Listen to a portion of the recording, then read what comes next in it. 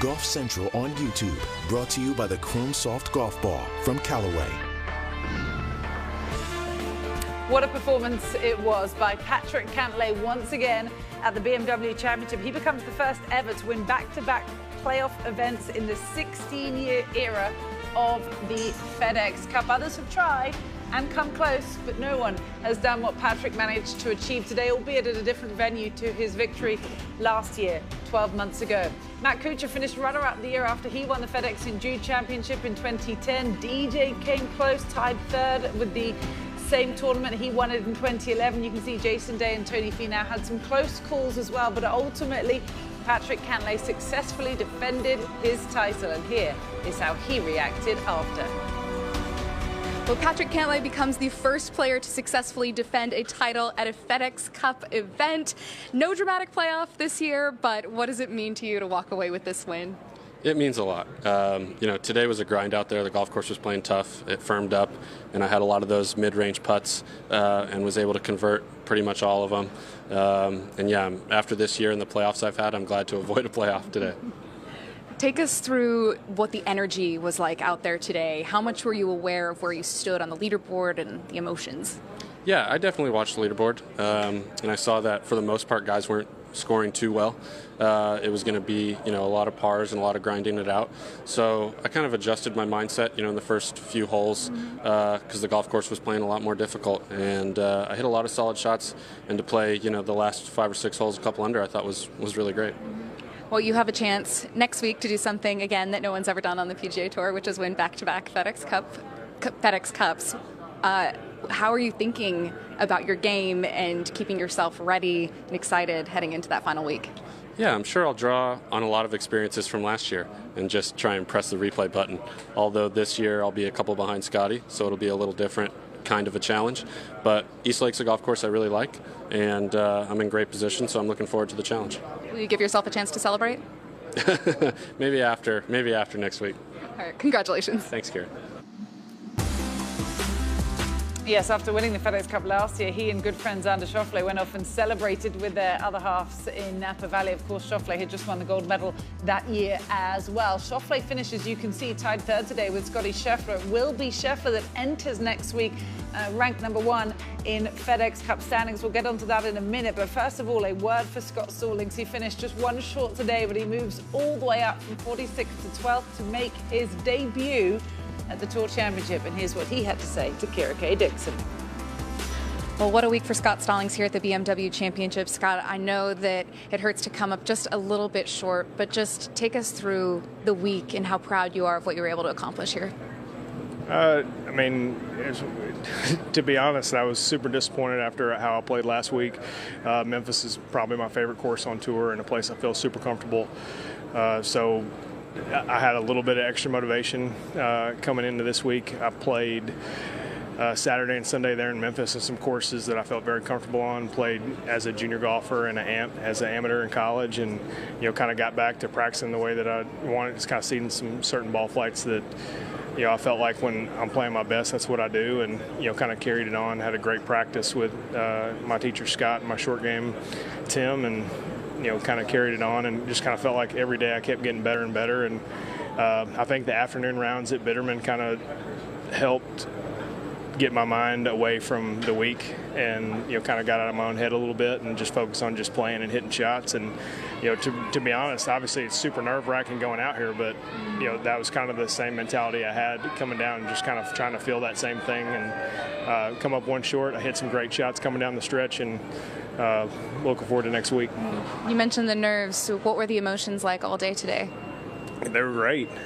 Super frustrated with the kind of misjudged the putt on 13, kind of coming out of the edge of the fringe, and but from then on, I hit unbelievable shots from 14 through 18 and gave myself lots of opportunities. Didn't hit the putt hard enough on 16, but 17 and 18, the ball ended up right behind the hole, and we kind of followed the game plan, and excited to carry that on into Atlanta. Yeah, well, speaking of Atlanta, it'll be your first time getting to tee it up in the Tour Championship. When you hear those words, what does that mean to you? I hear Magnolia Lane and all the other stuff kind of coming down with it. So I'm sure my wife and my kids are excited. My daughter was not alive when my son caddied for me, and the last time I was at the Masters, and just the whole experience of that, and like our Kids Play Free logo is him caddying for me there, so now she'll have an opportunity to, get some of her pictures done. So there's no telling what kind of outfit she's going to come out there with, but excited to have them out there with me, and they'll be with me next week in Atlanta too as well. Well, we really appreciate you taking the time. Awesome, thank you. So Scott Stallings is a three-time PGA Tour winner, none though since 2014, but he's finished runner-up for the third time in his career this week to advance the Tour Championship for the first time in his 12-year Tour career. 4 players total have moved into the top 30 to advance the season finale. Stallings one of them, K.H. Lee, Adam Scott and Aaron Wise. And 2 rookies advanced to the Tour Championship as well, Cameron Young and Sahith Theegala. We'll also finalise today with the qualifiers for the upcoming President's Cup. 6 players for Captain Davis Love's United States side. He will make his remaining 6 picks in a couple of weeks, in early to mid-September. Scotty Scheffler will be making his debut, as will Sam Burns. It would be no surprise to see them play together. It will be a second appearance in the President's Cup for Cantlay and Schauffele, another likely pairing. Justin Thomas and Tony Finau complete that list of automatic qualifiers. We wait to see who Captain Love will choose as his 6 picks. What about the international side? Well, Captain Trevor Immelman has 8 players qualifying for his team, headlined, of course, by Cameron Smith, who we expect to see return to action at East Lake next week. Hideki Matsuyama back in his side, some other familiar names, Joaquin Niemann, Corey Connors. It was a big goal for him to make it to Quail Hollow with Trevor Immelman, and Adam Scott will be making a 10th appearance on the International President's Cup team. Meanwhile, the 122nd edition of the U.S. Amateur wrapped up today at Ridgewood Country Club. It was a tight affair between Sam Bennett and Ben Carr. Actually came down to the final hole, but Bennett won 1 up, and here was his reaction to the historic victory.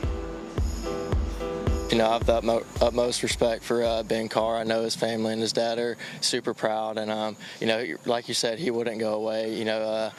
I got off to a hot start, and then after lunch, he started dropping in putts and chips from everywhere, and it made me nervous. I got pretty tight when that started happening, but I think me and Coach did a good job of he was able to calm me down and deep breaths, and stick to what we've been doing all week, just pounding fairways and hitting solid shots up the greens. And luckily, I was able to finish it off with a good iron shot on the last. I kind of tugged it a bit, but it hung in there, and I was able to get it done. Throughout the week, we shared the story of the tattoo you have on your left forearm that has the final words of advice your father gave you before he passed away last year. How did you use that as inspiration? Yeah, just to be a gentleman. My dad, he didn't care what I shot, just if I respected the game. And I know he's watching up there, and it's pretty cool. He'd think this is the coolest thing ever, but yeah, I don't know. I think of that every day, and I looked at it a few times. I used to be in my pre-shot routine, but I kind of went away with it. But the past few holes, I took a glance at it, and it kind of made me smile and just made me enjoy the moment, and just happy to be here.